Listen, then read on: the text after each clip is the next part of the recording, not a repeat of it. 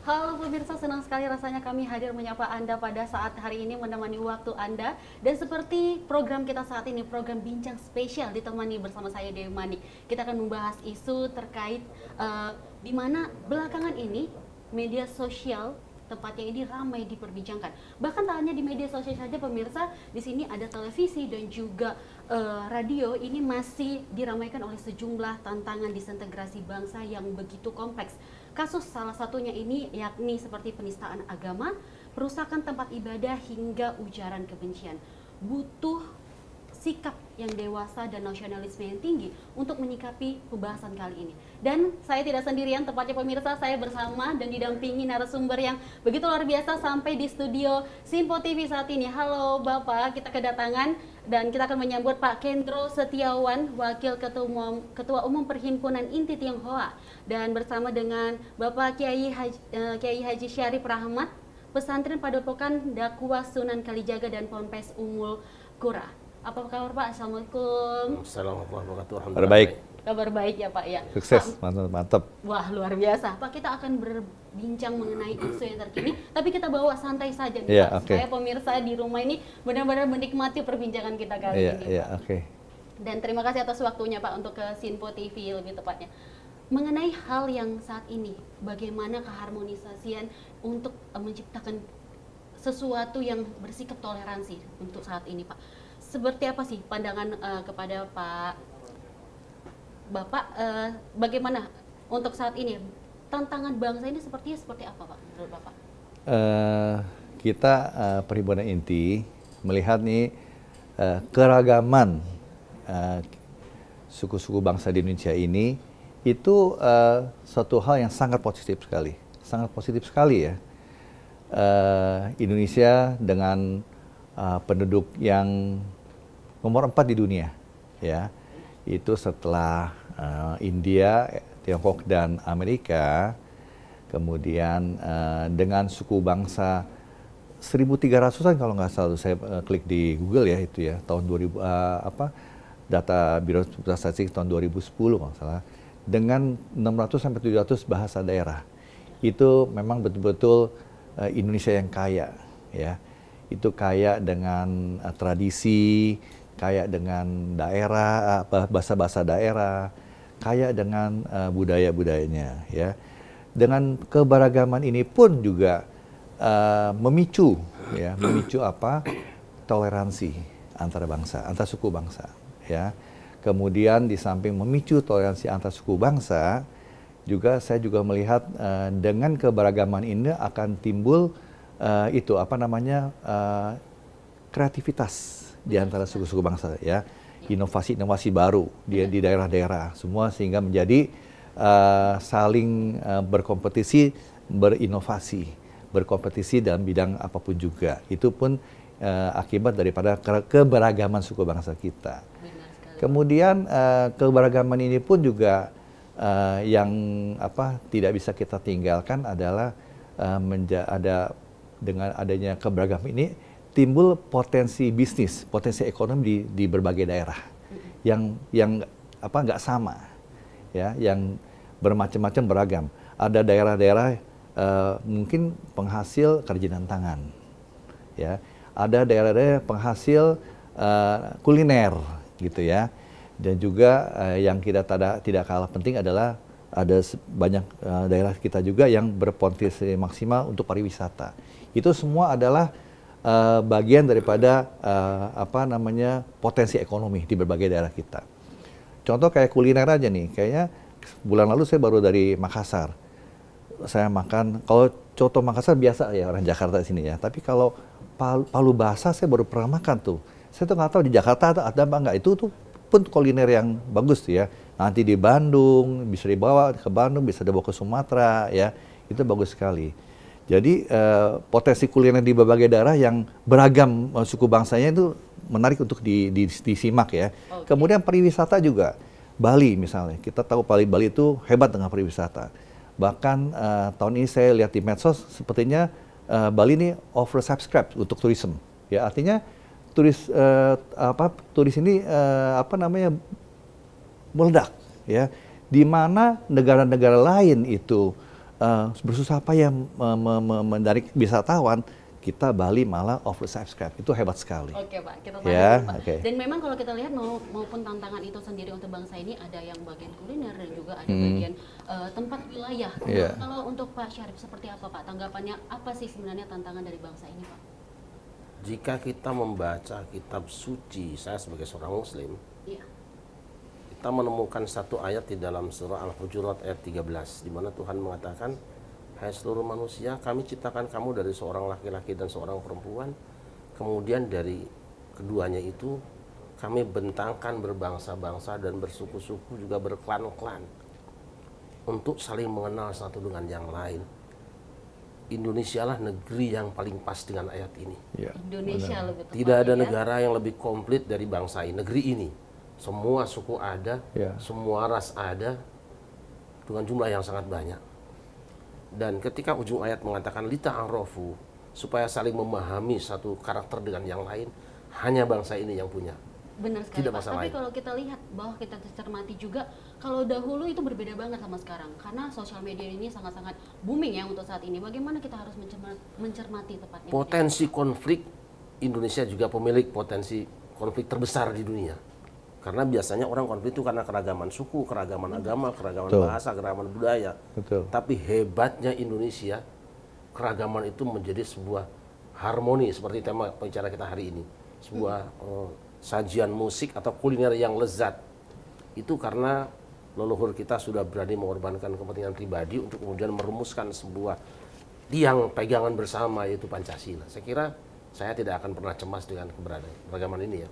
Apa sih Pak yang bisa kita, kalau terkait dengan bagaimana Muslim bisa ikut berkontribusi untuk menciptakan perdamaian di Indonesia? Salah juga kalau kontribusi, sebab Muslim itu tuan rumah. Harus ya, karena mayoritas sepertinya. Iya, kita memang sudah punya karakter. Dan maaf ya, sebelum Islam datang di negeri ini, kita sudah punya budaya. Sudah punya karakter di mana kita, sering saya mengatakan begini, Nyun Sewu ya, kami terima orang Cina, Benar. ya kan? Asal jangan suka menghina. Kami terima orang Arab, asal jaga adab. Kami sambut orang Eropa, jangan jual sampah. Dan kami terima orang Japan, asal sopan. Tapi bangsa manapun, suku manapun, kelompok manapun, agama apapun, coba-coba mengotori bumi pertiwi, kami mohon Anda segera pergi. Benar sekali. Kalau dari Pak Kendro sendiri, sebenarnya apa sih yang harus kita lakukan bersama-sama Pak di negara ini sebenarnya? Iya, dengan keberagaman suku bangsa ini, kita kan diharuskan memelihara keharmonisan, ya, harmoni di dalam keberagaman, ya. Inilah juga yang sering-sering dikumandangkan oleh Bapak Ketua Umum kita, Bapak Teddy Sugianto, bahwa kita berkomitmen secara senantiasa selalu untuk menjembatani, senantiasa untuk membuat harmonisasi di dalam keberagaman ini bisa jadi suatu panutan, bisa jadi suatu. Contohnya hal sederhana apa Pak? Banyak hal kita dari Perhimpunan Inti yang sudah kita lakukan dalam rangka menjembatani hal ini, ya. Pertama-tama adalah kita sekarang ini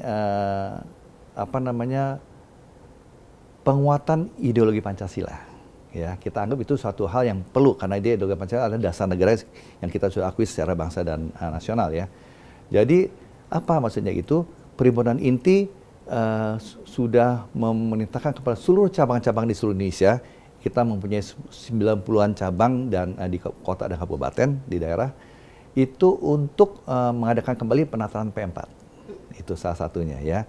Kemudian kita juga ada kerjasama juga dengan Lemhanas, Lembaga Pertahanan Nasional, untuk para petinggi-petinggi Perhimpunan Inti di daerah ke Jakarta mengadakan kursus singkat ya, 2 minggu, ada yang sebulan gitu ya, kursus Lemhanas, ya. Sekarang kalau nggak salah udah yang batch ketiga kalau nggak salah, ya. Batch pertama 100 orang lebih tuh ikut, ya, di Jakarta, di Lemhanas di Jakarta. Kemudian kita juga memfasilitasi itu kegiatan-kegiatan misalnya talk show atau seminar-seminar mengenai budaya, keagamaan, Sebenarnya ini hanya seni untuk budaya, mengenalkan betul, atau aksi juga. ya. dengan terlibat Ya, juga. tujuannya penting ini nih Mbak Dewi ya. Tujuannya adalah supaya apa namanya toleransinya menjadi meningkat. Satu. Terus kedua yang penting lagi apa? Mengeliminir itu potensi-potensi konflik, ya. Menurunkan atau jadi pertama yang kita mau adalah supaya toleransinya meningkat, ya.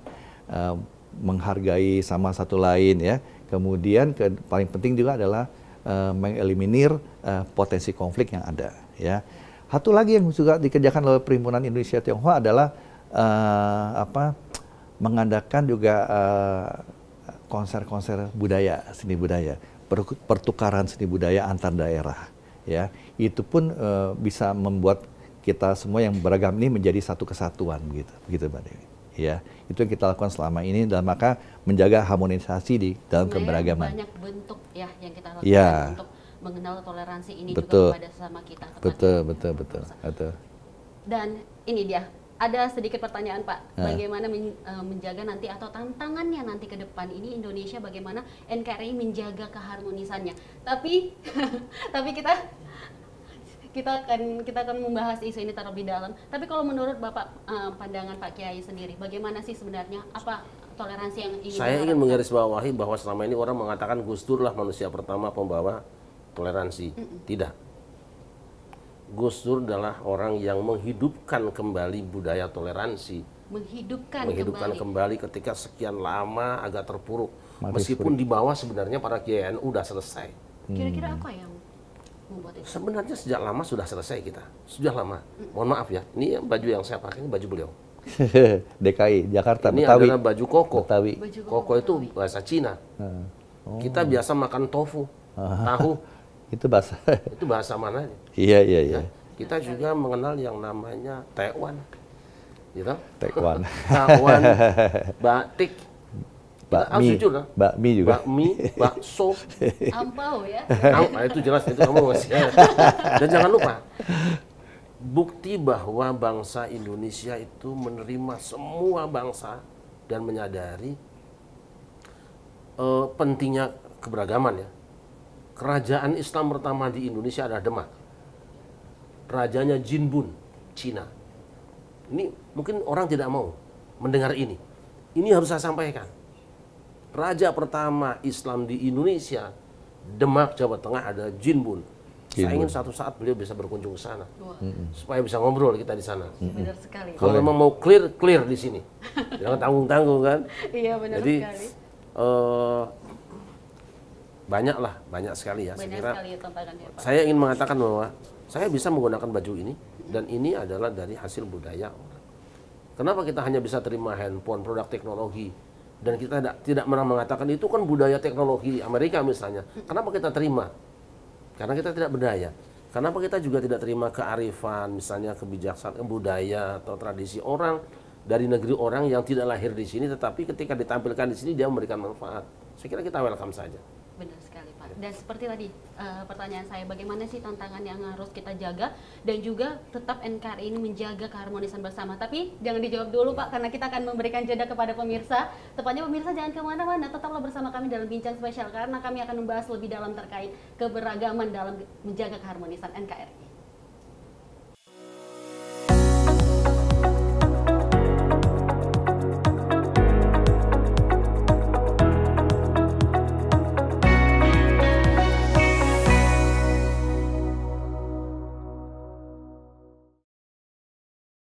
Makin mudah baca berita di aplikasi Sinpo ID.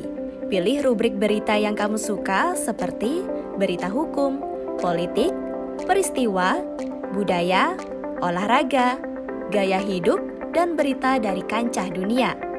Selain itu, supaya nggak ketinggalan info update, kamu juga bisa cek laman utama berita terkini dan menyalakan notifikasi. Download aplikasi Sinpo ID sekarang juga.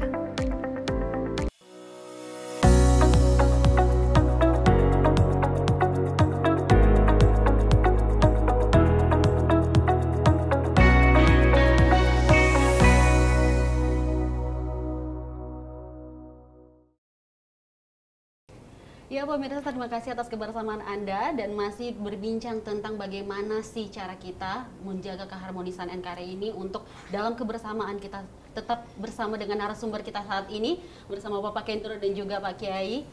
Pak, gimana nih? Saya lempar ke Pak Kendro dulu atau Pak Kiai dulu boleh jawab nih. Nah, Pak Haji atau apa? Pak Ustadz ya. Pak Ustadz Syarif, ini bagaimana sih tantangan NKRI ini untuk melihat menjaga keharmonisan dalam keberagaman saat ini? Sebenarnya konflik yang terjadi selama ini di negeri kita itu tidak berawal dari konflik karena keragaman etnis, suku atau agama. Sama sekali tidak. Itu biasanya karena kepentingan politik ya. Biasa kalau musim-musim politik itu dagangan yang paling laris itu ya agama, etnis, dan sebangsanya lah. Sara, itu yang paling laris itu. Tetapi obatnya untuk menyembuhkan ini adalah bagaimana anak-anak bangsa dicerdaskan pengetahuannya, dipinterkan, itu kemudian penguatan ideologi negara ini yang penting. Berulang-ulang Pancasila. Mungkin kalau zaman Orde Baru dulu pernah mengadakan yang namanya penataran P4 ya. Itu kelihatannya kita capek memang. Tapi mungkin sekarang mulai dirasakan. Bagaimana anak-anak sekolah tidak kenal lagi dengan Pancasila, tidak hafal Pancasila. Betul. Saya berpikir jangan-jangan para tokoh agama juga tidak memahami ini. Katakanlah kalau paham sulit, tapi hafal aja dulu. Kalau kita zaman SD dulu kan sudah hafal ini. Perlu cerdas, perlu pengetahuan yang cukup supaya orang bisa memilah-milah mana yang urusan memang berhak di situ kita marah dan tidak marah. Seperti saya tadi lah, saya mengatakan kata Cina itu karena ketidaktahuan saya. Benar.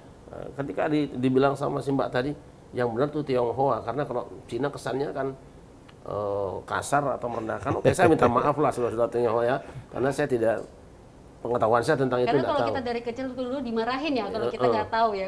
Tahunya Cina, dan itu di hadis Nabi kan ada yang mengatakan, Nabi kami mengatakan utlubul ilma walau bisin, carilah ilmu walaupun di negeri Cina. Jadi kata itu yang lengket dengan kami, bukan walau di Tionghoa kan gitu. Ketidaktahuan. Jadi saya kira anak bangsa sekarang masih terlalu banyak yang tidak tahu tentang bahaya latennya desintegrasi bangsa dan tentang pentingnya penguatan integrasi itu. Jadi dua lah, tingkatkan pengetahuan mereka supaya tidak bodoh dengan apa yang terjadi, kemudian juga kuatkan kembali ideologi negara. Sampai ke bawah tepatnya Pak. Karena memang harusnya dari kecil sehingga sampai besar, makanya kita ditanamkan rasa toleransi tepatnya. Saya kira kalau potensi konflik dari dulu sudah banyak dan akan terus ada, terus bertambah sesuai dengan perkembangan zaman, tetapi dengan penguatan ideologi semuanya akan lewat sah insya Allah. Jadi harus ada penguatan teologi itu. Nah, kalau misalnya dari saya setuju ya Mbak Dewi ya, dari Pak Kiai tadi, ini penguatan ideologi satu, kemudian pencerdasan ya. Jadi betul-betul menjadi cerdas sehingga bisa membedakan mana yang memang berpotensi menjadi konflik, mana yang bukan gitu ya. Jangan sampai selalu yang tadi Pak Kiai katakan, yang laku dijual adalah kan sara ya Pak Kiai ya, suku, ras, agama itu paling gampang dijual, paling laku lah begitu ya. Meskipun ujung-ujungnya uang. Betul. Saya katakan begini, kalau uang bisa berkata akulah Tuhan, pasti dia paling banyak penyembahnya. Betul. Jadi itulah yang sudah dilakukan oleh Perhimpunan Indonesia Tionghoa. Di samping memang tadi seperti saya katakan, untuk Perhimpunan Tionghoa di daerah yang ada cabang kita 90-an di daerah, di kabupaten kota, kita perintahkan mereka supaya adakan lagi penataan P4. Jadi seperti Pak Kiai bilang, anak-anak sekolah sana jangan-jangan sebut Pancasila juga nggak tahu gitu ya, lupa yang sila keempat apa sila. Kalau kita udah apal 1P5 dari dulu dari sekolah. Iya, betul ya. Itu satu. Kedua, kita juga memang kerjasama dengan Lemhanas dan kita udah batch kedua atau ketiga untuk Lemhanas. Di samping itu saya tambahkan lagi, kita nanti akan perbanyak dialog agama ya. Itu kan bagian daripada mencerdaskan bangsa ya.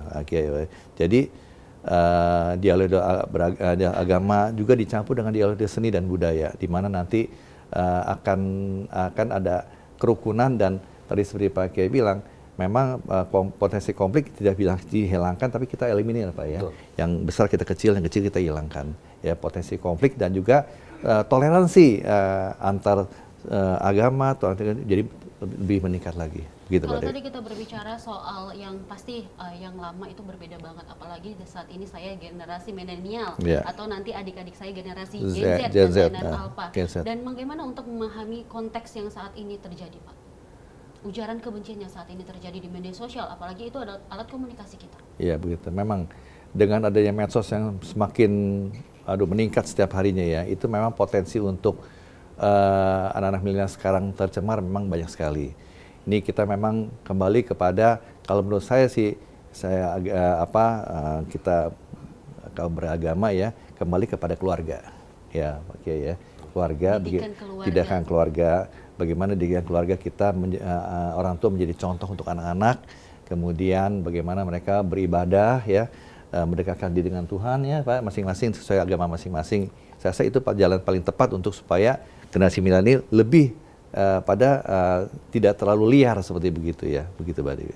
Jadi kalau menurut dari Pak Kiai seperti apa pandangannya, Pak? Iya, saya orang Jawa.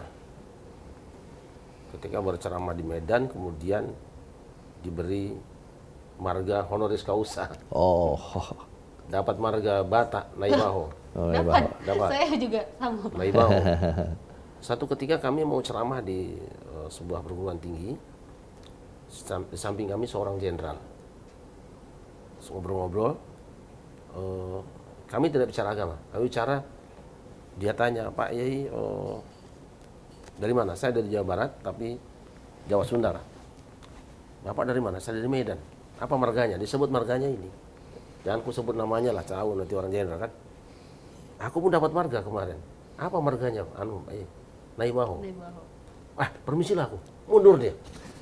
Mundur. Kenapa kau mundur Pak Jenderal? Itu tulang aku Naibaho itu. Aku bilang, ini luar biasa. Dia tidak tanya agamanya apa. Dia jenderal. Dan kalau anak kami nikah, dia bilang apa mereka? Walaupun kami jenderal, kalau anak Pak Kiai nikah, ini kan tulang kami. Istri kami yang cuci piring. Luar biasa. Luar biasa, berarti ada budaya itu lebih besar daripada... Nah, maka selamatkanlah budaya yang indah ini. Jangan kemudian dirusak dengan hal lain. Mengikuti budaya tapi tidak tinggalkan adat. Dan agama mana sih yang ngajarin supaya kita benci orang? Nggak ada kan? Iya, betul. Tidak ada. Kalau semua orang mengamalkan ajaran agamanya, semua mengajarkan, mari kita baik semua orang. Coba agama apa yang mengajarkan keburukan? Nggak ada kan? Islam mengajarkan supaya kasih sayang dengan sesama, hormat dengan sesama, menghargai orang lain.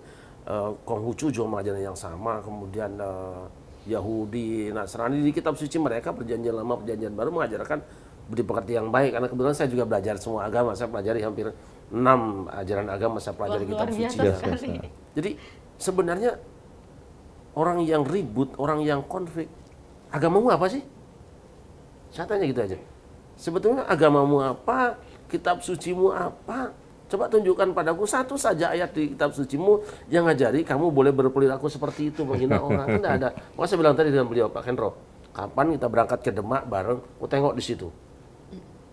Ternyata raja Islam pertama di Indonesia Tionghoa. Iya. Kan clear. Kalaulah dengan agama tidak bisa mempersatukan, kalau dengan pekerjaan tidak bisa mempersatukan, cobalah persatukan dengan karakter bangsa, karakter kemanusiaannya. Saya tidak mengerti sejak kapan agama tidak berperi kemanusiaan, sehingga melihat manusia yang lain itu berbeda dengan dirinya kemudian dianggap musuhnya. Nah itu saya kira ya. Luar biasa sekali ya Pak ya. Tapi kalau kita lihat Pak, bahwa memang untuk mengemukakan soal pendapat, apalagi termasuk dengan agama, ini agak sensitif di mana-mana. Tapi apa sih yang menyebabkan itu sensitif, atau dengan cara apa sih kita harus menyampaikan itu Pak di Indonesia tepatnya saat ini? Ada sekelompok orang yang memang tidak memahami bahwa keragaman itu sebuah keniscayaan. Kita hidup di sebuah negara yang besar ini seperti orang berada di pesta. Pesta itu hidangannya macam-macam. Silakan orang nikmati apa hidangan yang kau suka, tapi jangan pernah memandang bahwa hidangan yang lain itu tidak enak, apalagi menumpahkannya. Agama sudah ditabur, silakan aja pilih kalian. Yang suka Islam, lakukan Islamnya, amalkan Islamnya, tunjukkan bahwa Islam itu yang terbaik, buktikan bahwa Tuhanmu mengajarkan kebaikan pada orang lain. Yang Konghucu juga, silakan amalkan ajaran Konghucunya, kau nikmati hidangan itu, tapi jangan pernah karena kau menyukai hidangan yang ini, kemudian kau caci itu makanan tidak enak, apalagi kau tendang piringnya. Pesta macam apa ini? Indonesia sudah membuka negerinya sebagai sebuah negeri yang bagaikan pesta yang besar. Dan kita akan pamerkan pada dunia ada sebuah ruangan pesta yang sangat indah, nyanyiannya merdu meskipun beragam semua ditampilkan. Nanti orang melihat, ternyata panggung yang paling indah adalah Indonesia. Tapi nggak menutup kemungkinan Pak, karena memang saat ini setiap mengungkapkan pendapat ataupun adanya perbedaan ini banyak sekali ujaran kebencian jatuhnya Pak. Apalagi di media sosial saat ini. Alasannya apa? Mungkin ketidakterimaan kali ya untuk hal yang sebenarnya harus diperdebatkan baik-baik, tapi jadi diberikan pandangan yang negatif. Mengapa dia tidak protes pada Tuhan dilahirkan di Indonesia? Itu sebenarnya kuncinya. Proteslah sama Tuhan kalau kau tidak suka dengan perbedaan. Sebab dia mengatakan, walau syaa rabbuka la amana man fil ardi kulluhum jami'a. Ini agama, konteks agama. Sekiranya Tuhan menghendaki semua agama satu. Afa anta tukrihun nasa hatta yakunu mu'minin.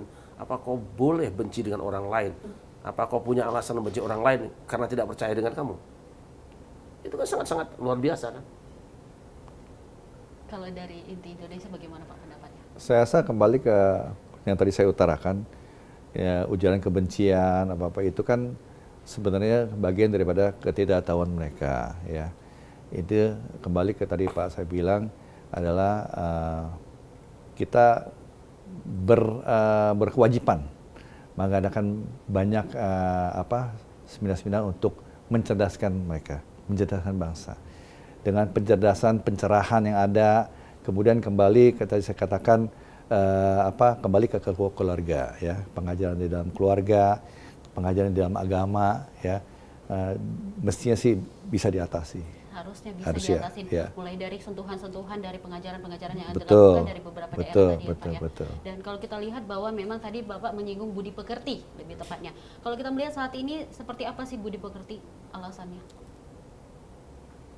Jika kita belajar agama, maka ada 3 tahapan yang harus dilewati orang. Dan ketika dia bertemu Tuhan harus di sini, bukan di sini. Islam mengenal akidah, keyakinan, itu di hati. Kemudian mengenal ibadah syariah, itu praktek badan. Dia dengan Tuhan. Yang ketiga adalah akhlak. Ini adalah buah yang disajikan pada orang lain. Rasulullah ditugaskan liutammima makarimal akhlak, untuk memproses benih ini berubah menjadi buah yang bisa dipersembahkan pada dunia. Jadi persembahan umat beragama itu adalah budi pekertinya. Orang tidak tahu keyakinannya kayak apa dalam hatinya. Orang tidak melihat seperti apa dia jungkir balik dalam ibadahnya kepada Tuhannya. Tetapi orang hanya menikmati adalah buah dari ibadah itu sendiri berupa budi pekerti yang baik. Jadi ketika orang mengatakan apa yang paling baik orang beragama, Nabi kami mengatakan, akmalul mu'minina imanan ahsanul khuluqan. Orang bertuhan, orang beragama, orang beriman yang terbaik itu ada tampilannya. Terbaik karakteristik akhlaknya, budi pekertinya. Jadi kalau ada orang yang bicara kasar, ini biasanya lahir dari pohon yang kurang baik. Pohon yang tidak baik, mungkin bijinya juga keropos di bawahnya. Karena dia menyiram bibitnya kurang baik, memupuk pohonnya kurang baik, dan dia membiarkan ada hama-hama yang merusak. Jadi kalau ada orang yang tidak berbudi pekerti, itu agamanya juga sudah dimakan hama. Harus dipertanyakan ya Pak, seperti apa bentuk budi pekertinya. Kalau silakan Bapak, bagaimana konteksnya? Konteksnya saya rasa memang kembali kepada agama dan pendidikan keluarga. Pendidikan keluarga yang bagus, ya, pendidikan agama yang bagus, kemudian perbanyak pengetahuan ilmiah yang bersifat menyadarkan mereka bahwasanya kita ini semua betul-betul beragam, ya, menghormati keberagaman. Itu yang paling penting kita tanamkan kepada mereka. Itu saya harus ditanamkan dari keluarga, bagaimana perbedaan itu harus betul, ditangani lebih tepatnya. betul begitu.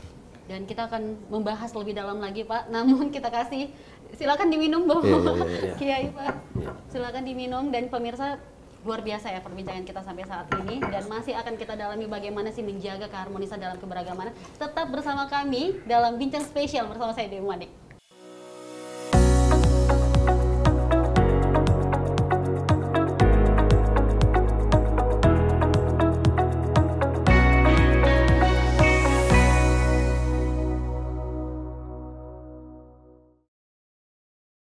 Makin mudah baca berita di aplikasi Sinpo ID. Pilih rubrik berita yang kamu suka seperti berita hukum, politik, peristiwa, budaya, olahraga, gaya hidup, dan berita dari kancah dunia. Selain itu, supaya gak ketinggalan info update, kamu juga bisa cek laman utama berita terkini dan menyalakan notifikasi. Download aplikasi Sinpo ID sekarang juga.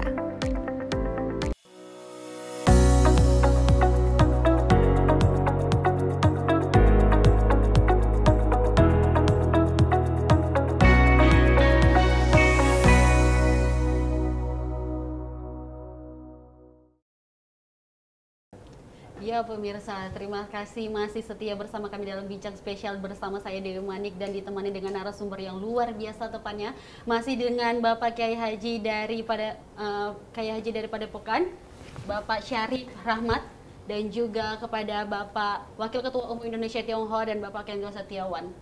Dan kita masih membahas terkait tentang disintegrasi bangsa dan bagaimana menjaga NKRI tetap beragam, menjaga keharmonisan ataupun menerapkan toleransi tepatnya. Dan kita akan melihat Pak, tadi kan kita sudah menjawab atau Bapak kan sudah menjawab tentang bagaimana budi pekerti itu dilakukan oleh pihak keluarga dan juga lingkungan kecil maupun lingkungan besar. Bagaimana sebenarnya harusnya implementasi apa yang seharusnya dilakukan ke Pak Kiai Haji dulu? Kan seperti saya sampaikan tadi bahwa Nabi diutus itu liutamima makarimal akhlak, untuk menyempurnakan akhlak yang mulia, budi pekerti yang baik. Nah kemudian cara Tuhan mengajari kita supaya menjadi orang yang berbudi pekerti yang baik itu dia siapkan kampusnya. Jadi ibadah di dalam Islam itu dalam kajian saya itu ada merupakan sebuah kampus budi pekerti. Makanya Islam itu syariatnya itu memiliki 3 dimensi. Dimensi spiritual, dimensi medikal, dan dimensi sosial. Nah ini yang ketiga nih. Maka setiap ibadah di dalam Islam itu pasti memberikan jaminan 3 ini. Orang yang telah melakukannya pasti sehat rohaninya. Kemudian orang yang telah melakukannya pasti sehat badannya. Lebih sehat dibandingkan dengan yang tidak melakukannya. Dan yang ketiga, dimensi sosial. Orang yang telah melaksanakan syariat agama pasti akan lebih baik budi pekertinya. Kita lihat misalnya, kita setelah bersyahadat, berkomitmen bahwa tidak ada Tuhan kecuali Allah dan Muhammad Rasulullah, itu apa yang pertama? Sholat. Sholat itu apa? Perhatikan aja. Sholat kan lidzikri, untuk mengingat aku, kata Tuhan. Supaya konsentrasi pikiranmu jangan mikirnya macam-macam. Sebab rizki yang akan kamu makan itu sudah urusanku. Kamu nyamperin aja. Jadi jangan dibawa ke hatimu. Nah kemudian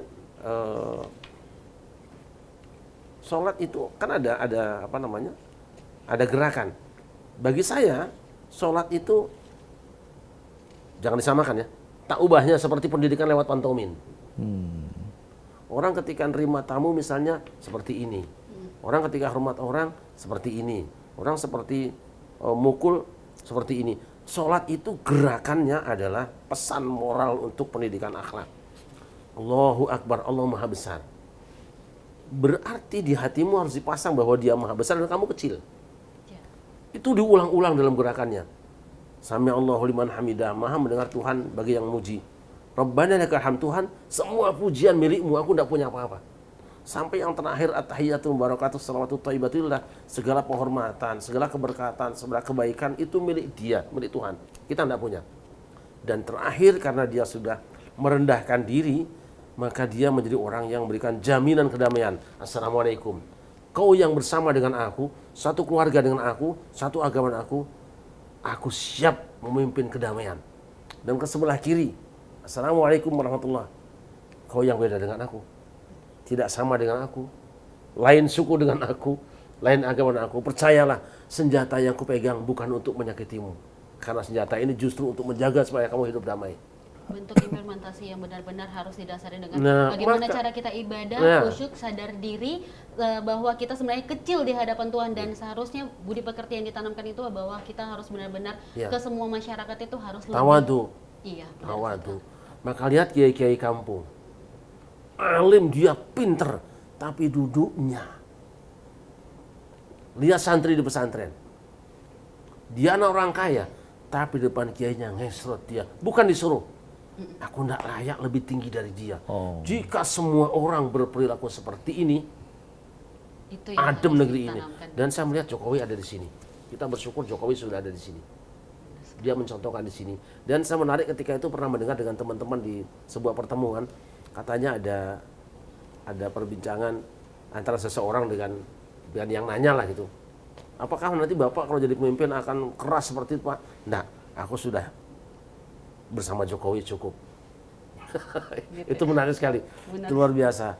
Iya, kalau dari Pak Kendro sendiri bagaimana sih Tiong Ori dapat mengimplementasikan ini? Kalau kita dari Perhimpunan Inti, saya melihat implementasi budi pekerti itu kita praktekkan dalam kerja nyata. Ya. Misalnya kalau untuk ada daerah yang kena bencana alam, kita kirim bantuan. Contohnya sekarang di Sumatera Barat lagi ada banjir bandang.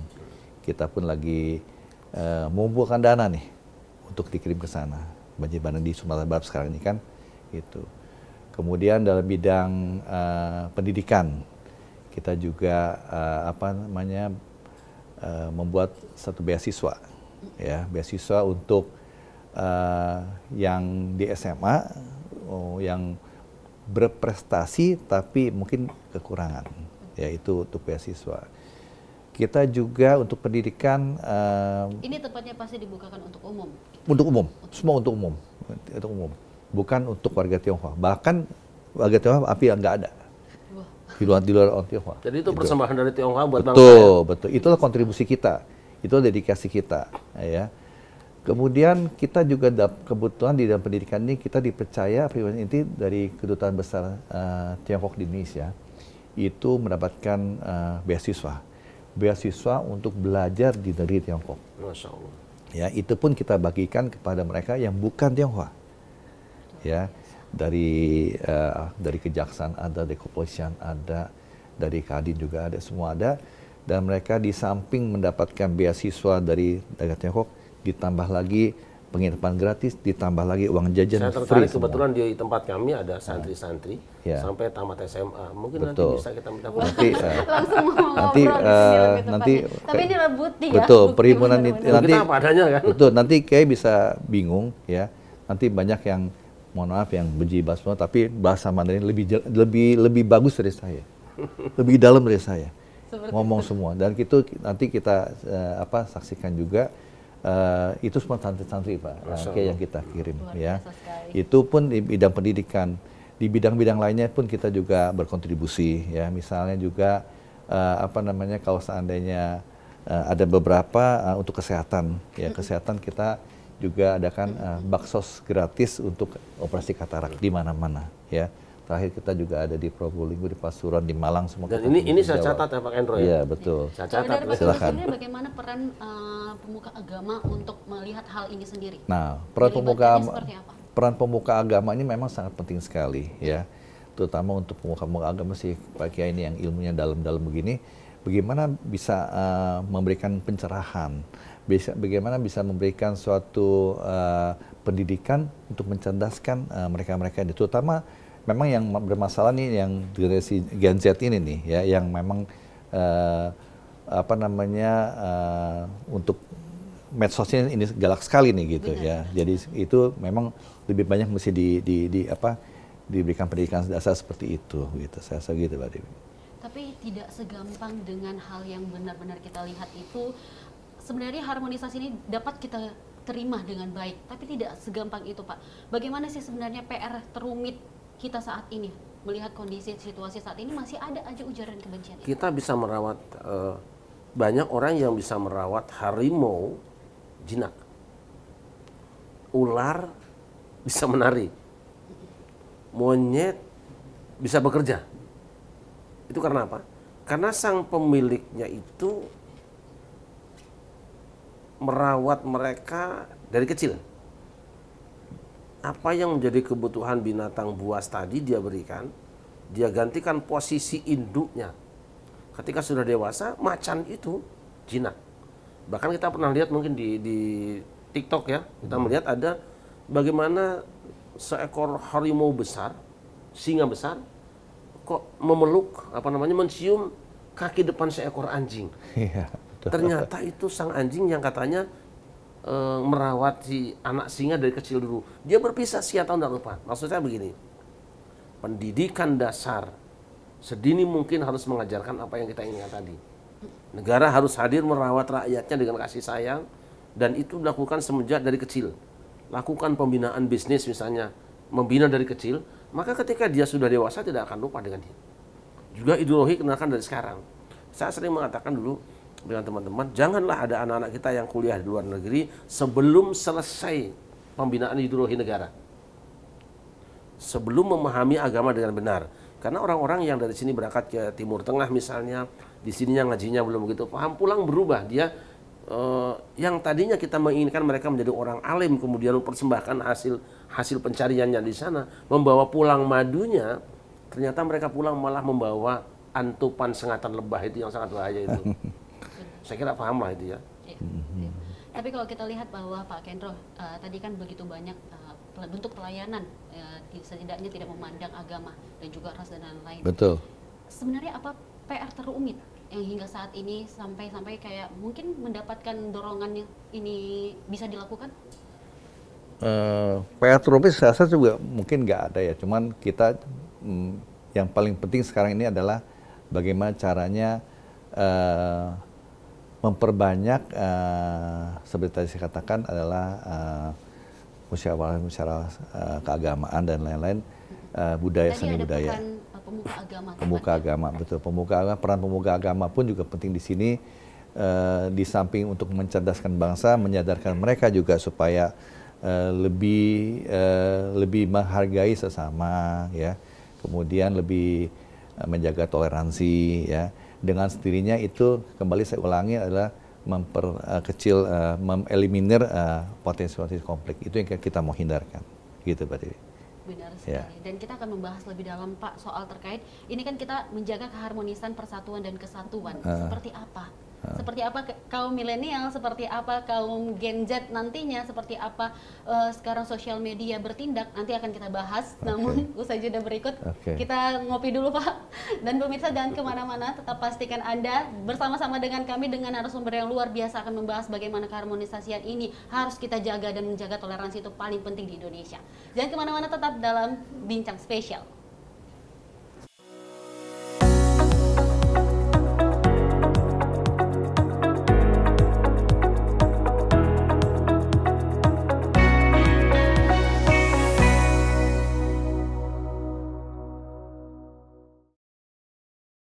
Makin mudah baca berita di aplikasi Sinpo ID. Pilih rubrik berita yang kamu suka seperti berita hukum, politik, peristiwa, budaya, olahraga, gaya hidup, dan berita dari kancah dunia. Selain itu, supaya nggak ketinggalan info update, kamu juga bisa cek laman utama berita terkini dan menyalakan notifikasi. Download aplikasi Sinpo ID sekarang juga.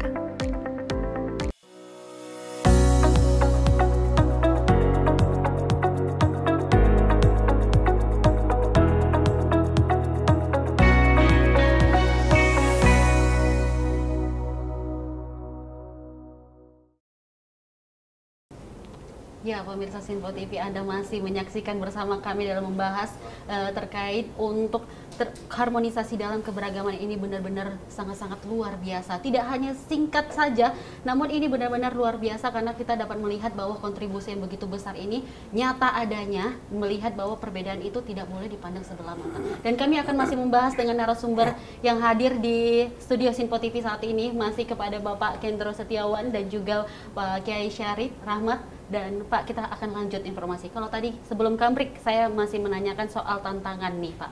Kalau ke depannya Bapak bagaimana sih untuk menanggapi hal ini terkait harmonisasi kebersamaan ini, sebenarnya harusnya dilakukan ini seperti apa? Saya rasa apa yang sudah dilakukan oleh Perhimpunan Inti saat ini sudah tepat ya. Tinggal lebih digalakan lagi. Seperti saya ceritakan tadi, untuk dalam rangka kontribusi kita dalam keberagaman ini, pertama-tama kita dalam hal pendidikan ya, kita memang ada satu yayasan yang di bawah Perhimpunan Inti, namanya Yayasan Pelangi. Itu memang spesial untuk merekrut anak-anak SMA yang berkekurangan tapi berprestasi, ya. Itu kita didik mereka. Kemudian untuk level S1, yaitu kita memang ada beasiswa dari Kedubes China di Indonesia. Itu kita juga bagikan kepada banyak di luar pendidikan inti, ya. Itu pendidikan di negara China, di beberapa kota di China, ya. Bahkan dulu saya masih ingat tuh waktu itu COVID-19 kan itu dimulai di kota China, di kota Wuhan, itu COVID pertama. Itu saat itu sebagian anak didik kita ada di Wuhan, nggak bisa pulang, Pak Kiai, nggak bisa pulang. Itu saat COVID? Ya, COVID itu 2019. Kemudian Pak Ketum kita itu menjadi sasaran protes. Wah, kenapa anak saya di sana nggak bisa pulang sekarang, katanya. Yo, kesian juga Pak Ketum kita udah berbaik hati kasih beasiswa apa-apa, kemudian diprotes-protes gitu ya. Gara-gara kamu sih begitu jadi ya. Sampai-sampai kita punya Ketum Pak Teddy Sugianto mengatakan saat itu, oke, begitu Wuhan dibuka, saya orang nomor 1 yang ke sana jemput mereka pulang. Begitu ya, itu dari itu dari Pak Teddy Sugianto, Ketum kita mencanangkan seperti itu ya, melalui Zoom ya kepada orang tua murid dan lain-lain, menyatakan bahwa begitu dibuka China, orang nomor 1 yang kesana adalah saya, dia bilang begitu ya. Tapi ternyata setelah itu Indonesia kena COVID, jadi kita pun nggak bisa kemana-mana, nggak bisa keluar ya. Itu satu. Kedua juga kontribusi kita kepada keberagaman di suku-suku bangsa ini adalah apa? Kita juga lihat di daerah potensi bisnis itu kan banyak dan berbeda-beda ya. Tadi seperti saya bilang kerajinan tangan di mana, kalau budaya di mana ya, kalau misalnya apa yang bisa dijual di kancah internasional, itu pun kita sudah dipikirkan oleh Pak Ketum kita. Jadi beberapa bulan lalu ada satu pameran ajang internasional di 2 tempat ya, dan dengan waktu berbeda. Satu di Hong Kong Convention Center di Hong Kong, barang-barang produksi UMKM di Indonesia dari beberapa daerah yang berbeda itu kita pamerkan di sana dan mendapatkan antusias yang bagus di sana, terutama dari segi kopi-kopian, Pak. Itu orang luar negeri itu banyak suka sekali ya.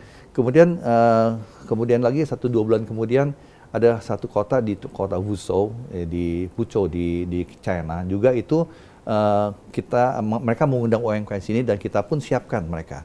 Dia produk-produk UMKM di sini, dari mulai kerupuk-kerupuk apa-apa semua kita bawa ke sana, kita pamerkan di sana. Jadi kita membawa produk-produk UMKM ini kepada ajang internasional. Ini prestasi kita kemarin 2-3 bulan terakhir ini. Ya, kita juga sampai bolak-balik supaya apa? Mereka supaya bisa dipasarin di sana. Ya, nanti setelah itu mereka ada dapat order apa-apa, kita pun lempar kepada mereka. Jadi kita hanya sebagai perantara aja, mereka langsung hubungan dengan mereka langsung. Luar biasa sekali kontribusi yang sudah dilakukan. Ini merupakan keuntungan dari keharmonisan berbangsa saat ini. Dan kalau kita tanyakan kepada Bapak Kiai, seperti apa sih kontribusi yang sebenarnya harus kita lakukan untuk menjaga keharmonisasi ini? Lihatlah lebah terbang di pagi hari, mereka menebar ke semua arah. Apa yang mereka dapatkan semua dipersembahkan untuk negerinya. Tidak ada lebah yang mencari madu berbeda dengan pesan konstitusinya. Maka tidak ada satu sarang yang memiliki 2 rasa madu. Manis-manis semua, pahit-pahit semua. Kemudian juga tidak ada lebah yang menyimpan hasil pencahariannya di rekening luar negeri. Sehingga tidak perlu ada tax amnesty. Ayat ini ada bahkan menjadi nama sebuah surat di dalam kitab suci orang Islam. Surat An-Nahl, surat lebah.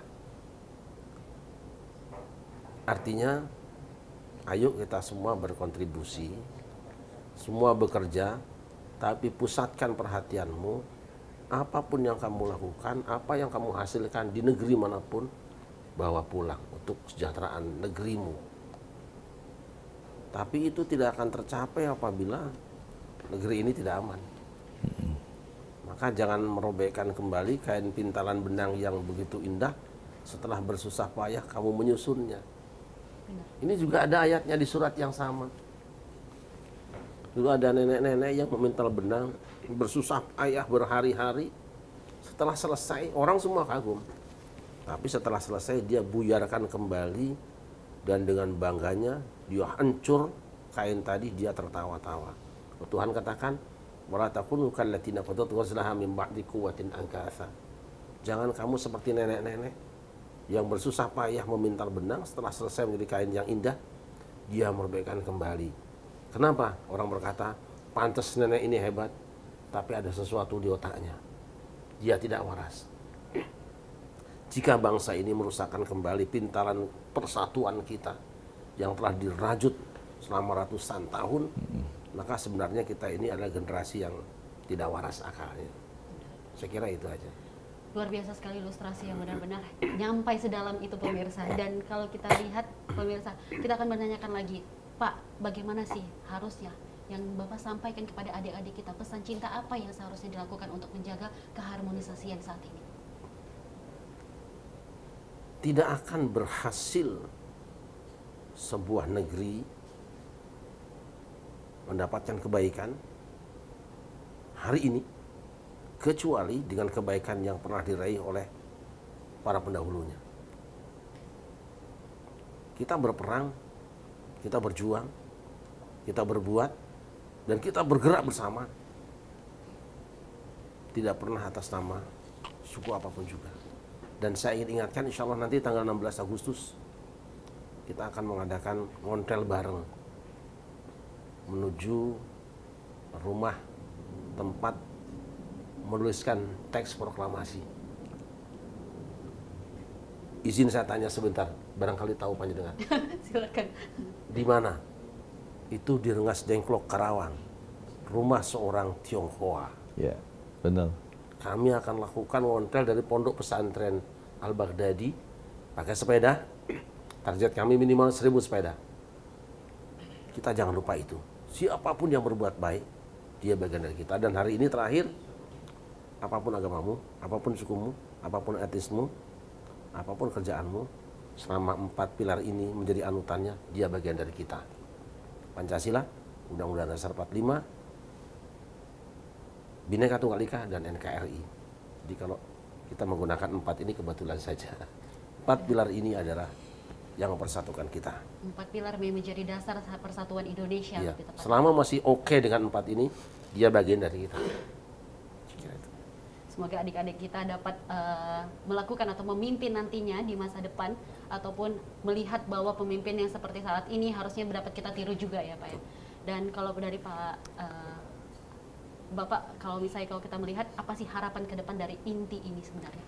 Kita perubahan ini berharap seluruh rakyat Indonesia ya, tanpa kecuali bisa hidup lebih sejahtera lagi, lebih baik lagi, lebih bagus lagi, lebih makmur lagi ya, untuk menyongsong Indonesia Emas 2045.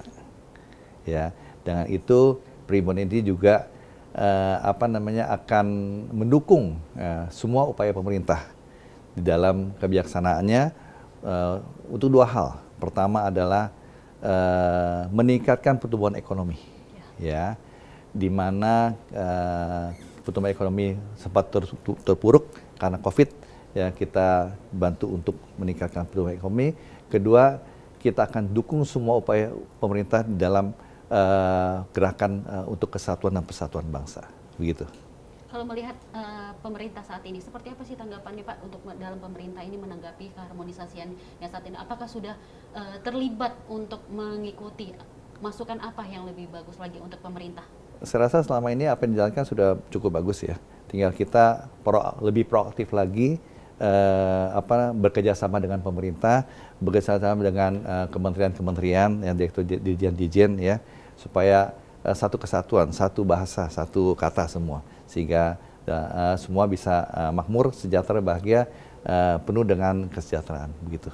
Terima kasih. Baik Pak, kalau misalnya dari Pak Kiai sendiri, bagaimana kita melihat bahwa pemerintah ini untuk menyikapi keharmonisasian ini seharusnya? Sudah bagus, tapi mungkin sering-seringlah ditampilkan. Apa yang harus ditampilkan Pak? Para tokoh-tokoh agama duduk bersama.